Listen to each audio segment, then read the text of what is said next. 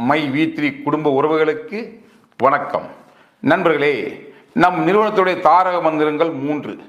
முதல் தாரக மந்திரம் என்னன்னா, வாழ வைத்து வாழ்.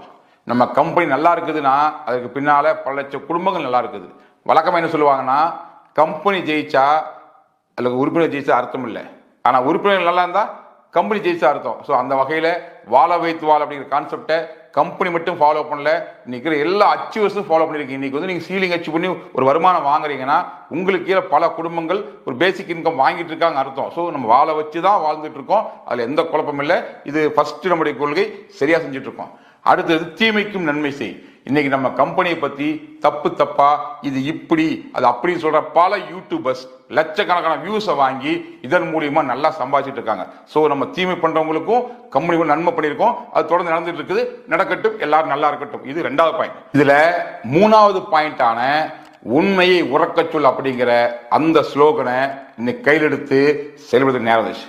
ஏன் அப்படின்னா, இன்னைக்கு நம்ம கம்பெனி என்ன பண்ணுதுன்னே தெரியாம அதை பத்தி தப்பா சொல்றவங்க சத்தம் போட்டு பேசிட்டு இருக்காங்க, தொடர்ந்து பேசிட்டு இருக்காங்கன்னு சொல்லும் போது, நம்ம கம்பெனி என்ன பண்ணுதுன்னு தெரிஞ்ச, முழுமையா புரிஞ்ச, அதன் மூலியமா வாழ்க்கையை நல்லா வாழ்ந்துட்டு இருக்கிற பல பேர் இதை பத்தி இன்னும் வெளியே சரிசா பேசுறது இல்லை.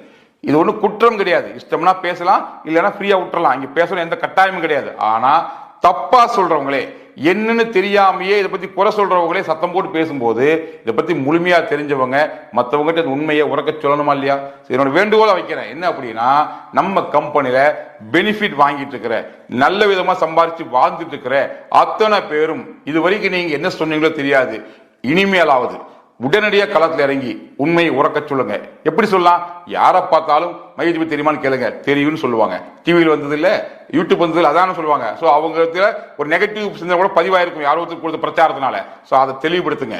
நான் இந்த கம்பெனி இருக்கேன், நான் நல்லா இருக்கேன், இவ்வளவு சம்பாதிக்கிற உண்மையை மட்டும் சொல்லுங்க, பொய் சொல்லவே சொல்லாதீங்க. என்ன சம்பாதிக்கல கேட்டா ஆதாரம் காமிக்க தயாராகணும், உங்க ஆப்பை காமி தயாராகணும், தேவைப்பட்டா உங்க பேங்க் அக்கௌண்ட் காமி தயாராகணும். அந்த அளவுக்கு எது உண்மையோ அதை மட்டும் பேசுங்க. ஆனா சத்தம் போட்டு பேசுங்க. தட் மீன்ஸ் எல்லாத்துக்கும் புரியுற மாதிரி பேசுங்க.